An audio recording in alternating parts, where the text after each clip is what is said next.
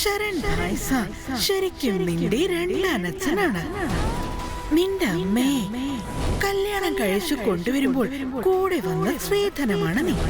നിന്നോട് ദയ തോന്നിയിട്ടാണ് ശരൺ ഭായ്സ നിന്നെ ദത്തെടുത്തത്. പോട്ട് മോളെ, കരയാതെ. നോക്ക്, ആരെങ്കിലും എന്തെങ്കിലും പറഞ്ഞ അത് കാര്യാക്കണ്ട. നിനക്കറിയാവുന്നതല്ലേ നിന്റെ അച്ഛന് നീയും അവിക്കും തമ്മിൽ യാതൊരു വ്യത്യാസവും ഇല്ലെന്നുള്ള കാര്യം. ഇങ്ങോട്ട് നോക്ക്, അമ്മേ നോക്ക് മോളെ. അച്ഛനും എനിക്കും നീയും അവിക്കും ഒരുപോലെ തന്നെയാ. നോക്ക്, അച്ഛൻ എത്ര ഭംഗിയുള്ള ഡ്രസ്സ് നിനക്ക് വേണ്ടി കൊണ്ടുവന്ന. പിന്നെ ഈ തുവാല ഇത് അച്ഛൻ നിനക്ക് വേണ്ടി സ്വന്തം കൈകൊണ്ട് തുന്നിയതാ. നോക്ക് മോളെ, നിന്റെ അച്ഛൻ നിന്നെ ഒരുപാട് സ്നേഹിക്കുന്നുണ്ട്. ശരിക്കും അദ്ദേഹത്തിന് സ്നേഹം ഉണ്ടായിരുന്നെങ്കിൽ ഇത്രയും വലിയ സത്യനോട് മറിച്ചിട്ടുണ്ടാവില്ല.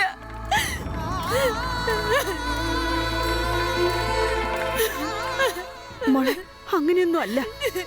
അച്ഛന് നീ എന്ന് വെച്ച ജീവനാ മോളെ. മോളെ നിക്ക്, ഞാൻ പറയുന്നൊന്ന് കേക്ക്.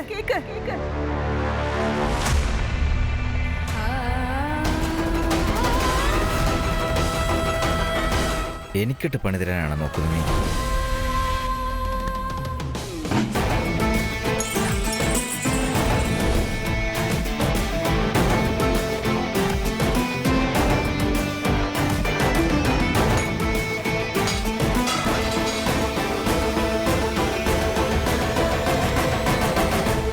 നിന്നെക്കൊണ്ട് ഇത്രയൊക്കെ ചെയ്യാൻ പറ്റുള്ളൂ. പക്ഷെ എന്നെക്കൊണ്ട് എന്താ ചെയ്യാൻ പറ്റുമെന്ന് നിനക്ക് മനസ്സിൽ പോലും വിചാരിക്കാൻ പറ്റില്ല. അതും നേരെ നിന്റെ ഹൃദയത്തിനുള്ളിൽ തന്നെ. ഇപ്പം ഇവള് കാരണം പൊള്ളിയത് ജീവിതത്തിൽ ഒരിക്കലും മറക്കില്ല. പാവം.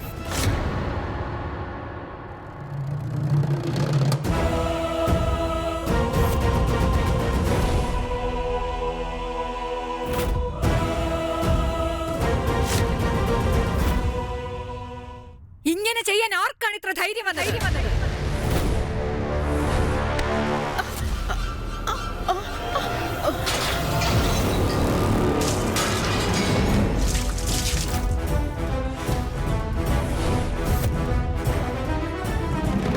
അമ്മേ, ആ പെൺകുട്ടിയില്ലേ റോജ,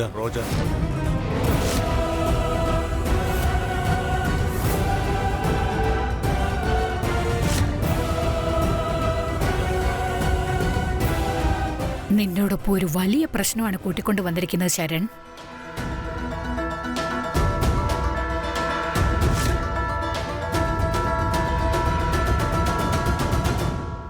ഇന്ന് ദീപാവലി പൂജയാണ്. ഇങ്ങനെയൊന്നും ഇവിടെ ഉണ്ടായിരിക്കരുത്. വേഗം ഇവിടെയൊക്കെ വൃത്തിയാക്കൂ. ഒന്ന് നിക്കേ. അഴുക്കിൽ കിടക്കുന്ന ഒരു നാണയം എടുത്ത് നമ്മുടെ പേഴ്സിൽ വെച്ചാൽ ആ പേഴ്സ് മൊത്തവും അഴുക്കാകും. അങ്ങനെയുള്ളപ്പോ ഇത്രയും ചേരിൽ മുങ്ങിയ ഒരു പെണ്ണ് വേണ്ട റാണി, ഇത് വലിയ തെറ്റാണ്. പൂർവികന്മാരുടെ പേരും അവരുടെ അന്തസ്സും അതെല്ലാം ഇതോടുകൂടി. അച്ഛാ, ഇപ്പൊ നമ്മളെ കൊണ്ട് എന്താ ചെയ്യാൻ പറ്റാ? രാജകൊട്ടാരത്തിൽ അഴുക്കുള്ള രക്തം അവിടെ എവിടെയും കളിക്കുന്നുണ്ടെങ്കിൽ ചുവരിലൊക്കെ അഴുക്കാവേലേ ചെയ്യുള്ളൂ. സൂക്ഷിച്ചായിരിക്കണം നീ സംസാരിക്കേണ്ടത്. അത് ശരൺ ചേട്ടന്റെ മോളാണെന്നുള്ള കാര്യം നീ മറന്നു പോവുകയാണ്. എന്താ ഇവിടെ തെറ്റ് ചെയ്തത്? ശരൺ ചേട്ടനാ. ഒരു പക്ഷെ ചെരുപ്പില് അഴുക്ക് പറ്റിയിട്ടുണ്ടെങ്കിൽ അത് പുറത്തഴിച്ചിടണമെന്ന് ചേട്ടൻ അറിയില്ലേ?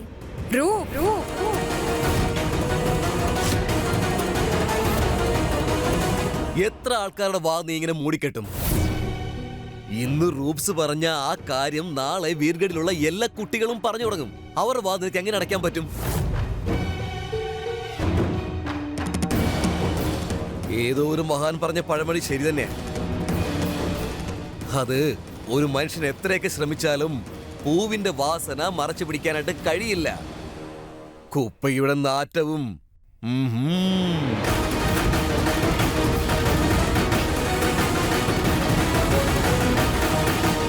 ഇനി എന്താണ് ചെയ്യേണ്ടതെന്ന് എനിക്ക് നന്നായി അറിയാം.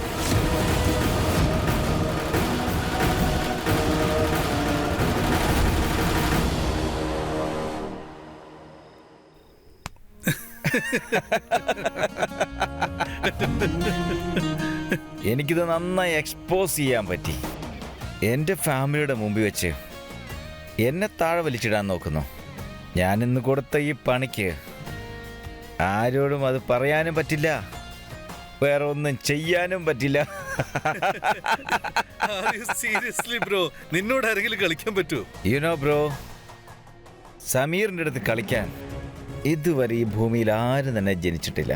എക്സാക്ട്ലി. ഇപ്പൊ നീ നോക്കിയോ, ഈ ദീപാവലിക്ക് അവളുടെ ദീപാവലി ഞാൻ എന്താക്കി കൊടുക്കുന്നു നമ്മൾ കാണട്ടെ.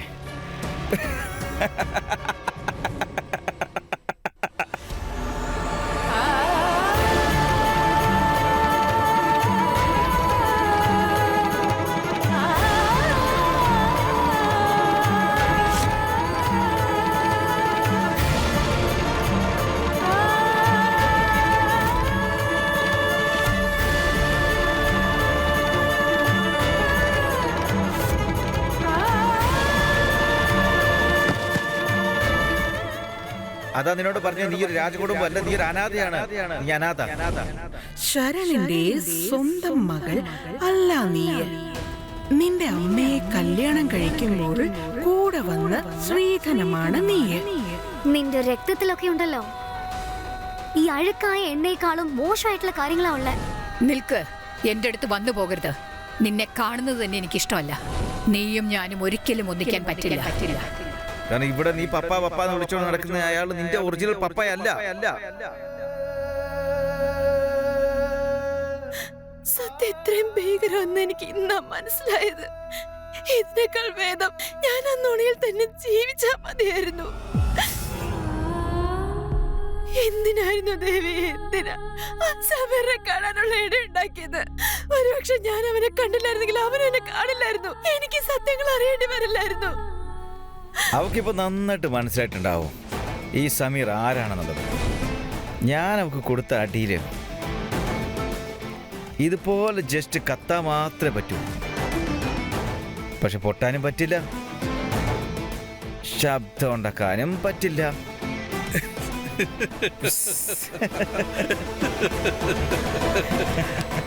സമീർ, ലൈറ്റർ ഓൺ ചെയ്തല്ലോ, ഒരെണ്ണം പഠിപ്പിക്കുന്നോ? ഇപ്പൊ ഇവിടെ നമ്മളെ തടയാനും ആരുമില്ല. എന്നാ സ്മോക്കിംഗ് ഈസ് ഇൻജൂറീസ് ടു ഹെൽത്ത്. ആരും തന്നെ ഒരിക്കലും സിഗരറ്റ് വലിക്കാൻ പാടില്ല. സിഗരറ്റ് എനിക്കൊരു ഷോക്കാണ്. ആ ഷോക്ക് എൻ്റെ ആൻറ്റിയുടെ മനസ്സ് ഒരുപാട് വേദനിപ്പിച്ചതാ. ഇപ്പൊ ഇതിന്റെ സ്ഥാനം ഇപ്പം ജസ്റ്റ് ഈ ഡസ്റ്റ്ബിന്നില്ല. ആരുടെ മനസ്സിൽ എനിക്കൊരു സ്ഥാനമില്ല. വേറെ വഴിയില്ലാത്തോണ്ടാ ഞാനിവിടെ. മറ്റുള്ളവരുടെ മനസ്സിൽ മാത്രമല്ല, ഈ കൊട്ടാരത്തിൽ പോലും. എനിക്ക് ഈ ലോകത്ത് മറ്റെന്തിനേക്കാളും ഇഷ്ടം എന്റെ പപ്പയാ. പക്ഷെ പപ്പ എന്തിനാ ഇത്രയും വലിയ സത്യം എന്നോട് മറച്ചു വെച്ചത്? ഒരുപക്ഷെ ഈ കാര്യം ഞാൻ അറിയുമ്പോ ഞാൻ എന്തുമാത്രം വേദനിക്കുമെന്ന് അദ്ദേഹം ഒരിക്കൽ പോലെ ഓർത്തില്ലേ? എന്റെ കൂട്ടുകാരും വലിക്കുന്നില്ലെങ്കിൽ ഞാനും വലിക്കുന്നില്ല.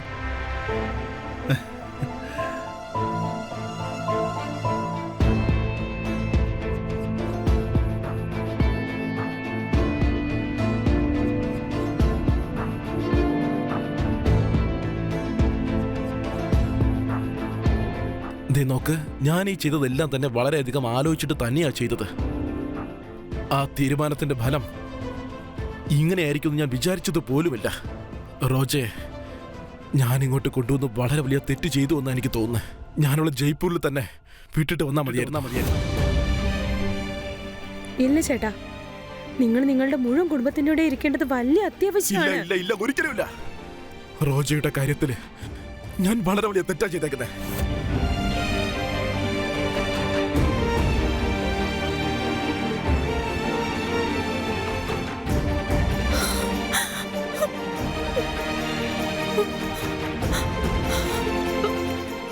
അങ്ങനെയാണെങ്കിൽ എന്നെ ഇങ്ങോട്ട് കൊണ്ടുവന്നത് തെറ്റെന്ന് വിചാരിക്കുന്നുണ്ടല്ലേ? എങ്ങനെ അവനാണ് ഇത് കേടുവന്ന എണ്ണയാണ്. അത് ഈ രാജകുടുംബത്തിലെ അമൃത പോലെയുള്ള രക്തവുമായി ഒരിക്കലും ചേർന്ന് പോകില്ല.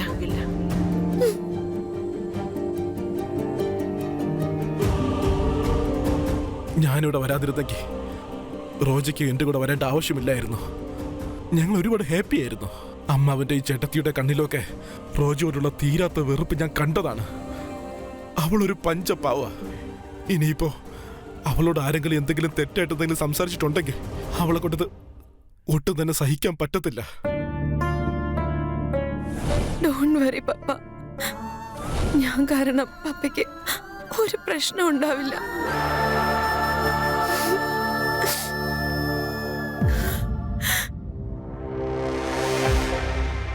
ഇപ്പൊ ഇവിടുത്തെ പ്രശ്നം എന്താണെന്നറിയോ? അതായത് ചെറിയ ചെറിയ ആളുകൾക്കൊക്കെ ഈ പാലസിൽ കയറുക എന്ന് പറയുന്ന ഒരു സ്വപ്നം. ആരും ആ സ്വപ്നം അത്ര പെട്ടെന്ന് ഉപേക്ഷിക്കില്ല. ഈ കോമണസ് നീ വിചാരിക്കുന്ന പോലെ നിന്നെ പോലെയുള്ള ആളുകളല്ല. അവര് ഭയങ്കര അത്യാഗ്രഹികളും സ്വാർത്ഥരുവാ. നിന്റെ അച്ഛൻ എന്താ സംഭവിച്ചെന്ന് നിനക്കറിയാലോ. ഒരു സാധാരണ പെണ്ണ് നിന്റെ അച്ഛനെ വലയിൽ വീഴ്ത്തിയില്ലേ, അച്ഛനെ കുടുക്കിയില്ലേ? അതിന്റെ ഫലമാ ഇപ്പോഴും അനുഭവിക്കുന്നത്. ഇവളും ഒരു കോമണറുടെ മോളാ. വേണമെങ്കിൽ നോക്കിക്കോ, എന്തൊക്കെ സംഭവിച്ചാലും അവൾ ഇവിടുന്ന് പോയില്ല. Let's see this.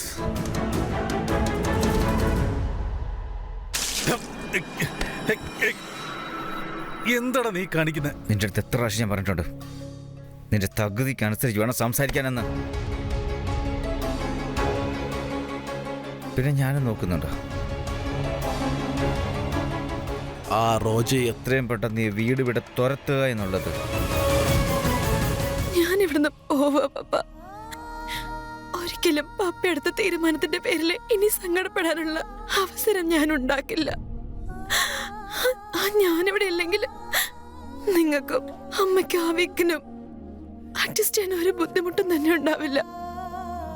എന്താ ചേച്ചി, ഞാൻ എത്ര തവണ പറഞ്ഞിട്ടുണ്ട് തനിച്ചെവിടേക്കും പോവല്ലേന്ന്. ചേച്ചിയെ കാണാതെ പോയല്ലോ. ചേച്ചിയെ ഞാൻ കണ്ടുപിടിക്കാൻ എത്രമാത്രം കഷ്ടപ്പെടുമെന്ന് അറിയില്ലേ?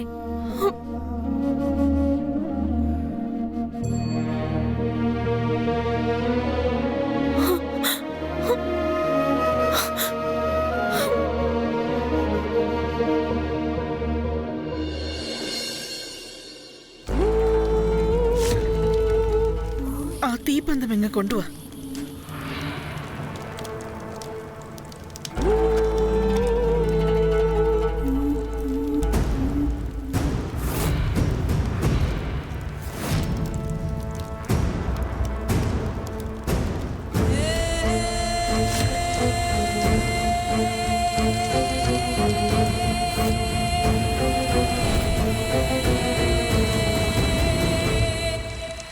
വരൂ പ്രതാപ്, വന്ന് കാണ്.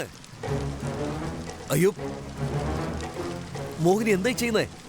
എന്താ ഇതൊക്കെ? നമസ്കാരം ചേച്ചി. എന്താ ഇത്? നിങ്ങളുടെ ഫ്ലക്സ് നിങ്ങൾ തന്നെ കത്തിച്ചു കളയാ? ദീപാവലി ആഘോഷിക്കാണ്. എന്റെ ആഗ്രഹങ്ങളുടെ ദീപാവലി. ആളുകൾക്ക് സന്തോഷത്തിൽ പടക്കം പൊട്ടിക്കാമെന്നുണ്ടെങ്കിൽ എനിക്ക് എന്താ എന്റെ ദുഃഖത്തിൽ എന്റെ സ്വന്തം പോസ്റ്റർ കത്തിച്ചുകൂടുന്നുണ്ടോ? അല്ലെങ്കിലും പറയാൻ വേണ്ടി മാത്രമുള്ള പോസ്റ്ററാണിത്. നിങ്ങളെ സംബന്ധിച്ച് ഇതൊരു വെറും പോസ്റ്റർ ആയിരിക്കാം, പക്ഷെ എന്നെ സംബന്ധിച്ചത് വെറും പോസ്റ്റർ മാത്രമല്ല. എന്നെ സംബന്ധിച്ച് ഇതെന്റെ ആഗ്രഹങ്ങളോടൊപ്പം തന്നെ എന്റെ ആത്മാഭിമാനം കൂടാണ്. ഇതെന്റെ സ്വപ്നങ്ങളാണ്. റാണിയാവാം എന്നുള്ള എന്റെ സ്വപ്നം അത് നിങ്ങളാണ് എനിക്ക് കാണിച്ചു തന്നത്. കണ്ടോളൂ, അതൊന്ന് നാളെ കത്തുന്നത് കണ്ടോളൂ. എന്തിനു വെറുതെ കണ്ടു നിൽക്കണം? ദാ നിങ്ങളും വാങ്ങിച്ചതങ്ങ് കത്തിച്ചകളാ. ഇതങ്ങ് വാങ്ങിക്കാച്ചാ. നീ എന്താ കാണിക്കുന്നേ? ഒന്ന് മാറ്റി പിടിക്കേ. എന്തേ ഇതിനും എന്റെ കൂടെ നിൽക്കില്ലെന്നുണ്ടോ നിങ്ങൾ? നിങ്ങളുടെ ആവശ്യപ്രകാരമാണ് ഞാൻ നിങ്ങളുടെ ഒരു ഗുണത്തിനും കൊള്ളാത്ത വിരൂപനായ മകനെ കല്യാണം കഴിച്ചത്. കാരണം അന്ന് നിങ്ങൾ എനിക്ക് തന്ന വാക്കായിരുന്നു നിങ്ങൾ എന്നെ റാണിയാക്കുമെന്നുള്ളത്. നിങ്ങളുടെ വാക്കുകളെ അടിയുറച്ച് വിശ്വസിച്ചവളായിരുന്നു ഞാൻ. ശരി, നിങ്ങൾ നിങ്ങളുടെ കൈകൊണ്ടത് ചെയ്യാൻ ആഗ്രഹിക്കുന്നില്ലല്ലേ? ശരി, ഞാൻ തന്നെ സ്വയം എന്റെ കൈകൾ കൊണ്ട് എന്റെ ആത്മാഭിമാനത്തിനോടൊപ്പം തന്നെ നിങ്ങൾ എനിക്ക് തന്ന ആ ഉറപ്പിന്റെ കൂടെ സ്വാഹയാക്കാൻ പോവാണ്.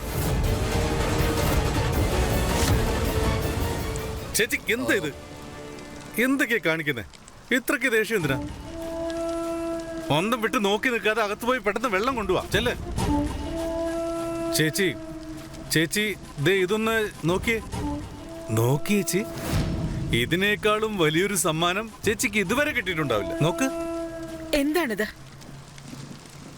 ചേച്ചി, ഇതാണ് ലിക്കർ ഫാക്ടറിയുടെ പേപ്പേഴ്സ്. അതായത് ഇതാണ് നിങ്ങളെ സിംഹാസനത്തിനടുത്തേക്ക് കൊണ്ടുപോകുന്ന ശരിക്കുള്ള ഏണി. ഈ ലിക്കറിന്റെ ഫാക്ടറി എന്നെ എങ്ങനെയാണ് രാജസിംഹാസനം വരെ എത്തിക്കുക? അത് മദ്യത്തിന്റെ ഫാക്ടറി അല്ല, അത് മുഖേന കിട്ടാൻ പോകുന്ന ലാഭത്തിനാലേ. പണം കൊണ്ട് പവറും പേരും രണ്ടും ലഭിക്കും. പവർ കിട്ടിയാൽ സിംഹാസനം നമുക്ക് അമ്മാനമാടാം. ബഹുമാനം ലഭിച്ചാൽ എല്ലാ കാര്യങ്ങളും വീണ്ടും നമ്മളിലേക്ക് എത്തും. ആ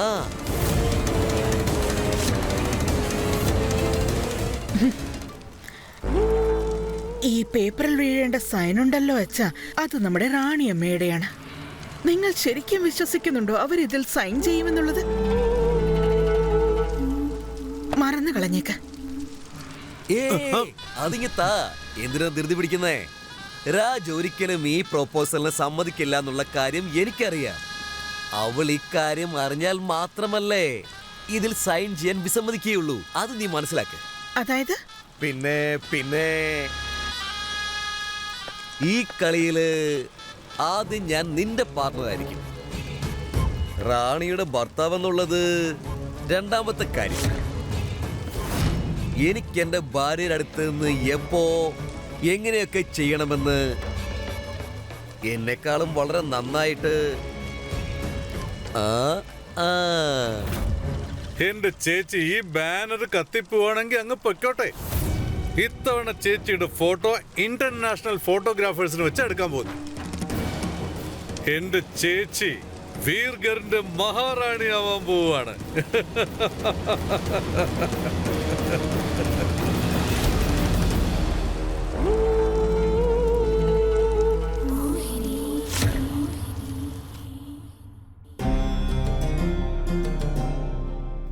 റോജ വളരെ ബുദ്ധിയുള്ളവളാ. അത് പഠിത്തത്തിൽ കാണിക്കുകയാണെങ്കിൽ അവൾക്ക് ജീവിതത്തിൽ മുന്നേറാൻ പറ്റും. അവളുടെ നന്മയ്ക്ക് വേണ്ടി ഞാനൊരു തീരുമാനം എടുത്തിട്ടുണ്ട്. അവളെ ബോർഡിംഗ് സ്കൂളിലേക്ക് അയക്കാൻ പോവാ.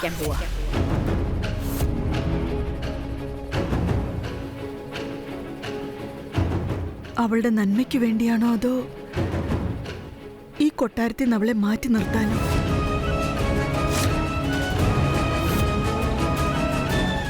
പറഞ്ഞു കഴിഞ്ഞോ? ഇനി ഞാൻ പറയുന്നത് കേക്ക്.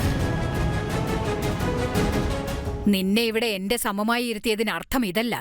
നീയും ഞാൻ പറയുന്നതിന് സമമായിട്ട് പറയണമെന്ന്. ഒരു കാര്യം മറക്കരുത്, ഇന്നും ഞാൻ പറയുന്നതാണ് എല്ലാവരും അനുസരിക്കുന്നതെന്നുള്ളത്. നിന്റെ മകളുടെ മനസ്സ് ദുഃഖിക്കരുതെന്ന് നീ വിചാരിക്കുന്നുണ്ടെങ്കിൽ, അവൾ അപമാനിതയാകരുതെന്നുണ്ടെങ്കിൽ, ശരൺ ബണ്ണയെയും റോജയെയും നീ ഇതിന് പറഞ്ഞ് സമ്മതിപ്പിക്കണം.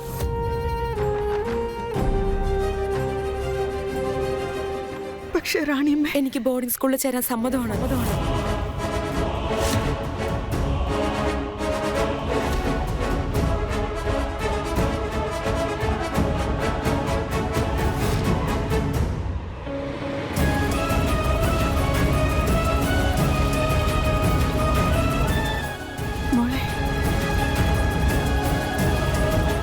പക്ഷെ നിന്റെ അച്ഛൻ ഇതിനൊരിക്കലും സമ്മതിക്കില്ല. ഞാൻ ഇതുവരെ പറഞ്ഞതൊന്നും വേണ്ടെന്ന് പറഞ്ഞിട്ടില്ല. ഇതും അങ്ങനെ തന്നെയായിരിക്കും.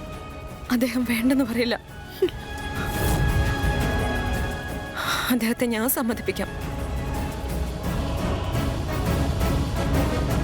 ബോർഡിംഗ് സ്കൂളിന്റെ പേപ്പേഴ്സ് എന്റെ റൂമിൽ വെച്ചിട്ടുണ്ട്. വന്നെടുത്തോണ്ട് വയ്ക്കോ.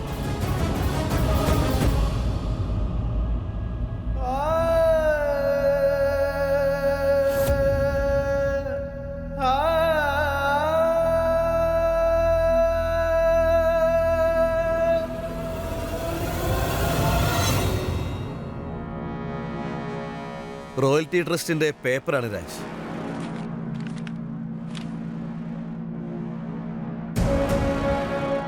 നല്ലപോലെ നോക്കി വായിച്ചതിന് ശേഷം നീ സൈൻ ചെയ്താൽ മതി. നിങ്ങൾ വായിച്ചല്ലോ അല്ലേ? ഞാൻ വായിച്ചു, വളരെ വ്യക്തമായിട്ട് തന്നെ വായിച്ചു. പക്ഷെ എന്റെ കണ്ണേക്കാളും നിന്റെ കണ്ണുകളെയാണ് എനിക്ക് കൂടുതൽ വിശ്വാസം. സംസാരിക്കാൻ നിങ്ങളുടെ അടുത്തുനിന്ന് പഠിക്കണം.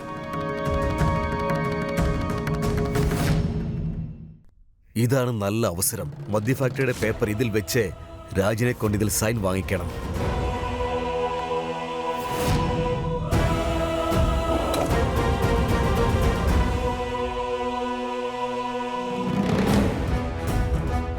പറഞ്ഞോളൂ. ഇവിടെ സൈൻ ചെയ്യാം.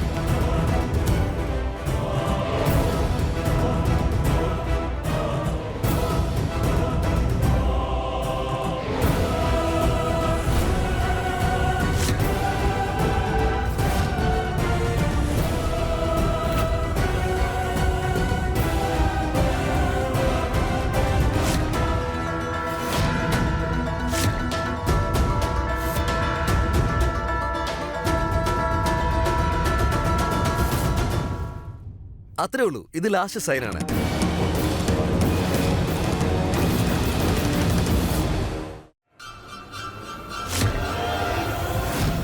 മഹാറാണി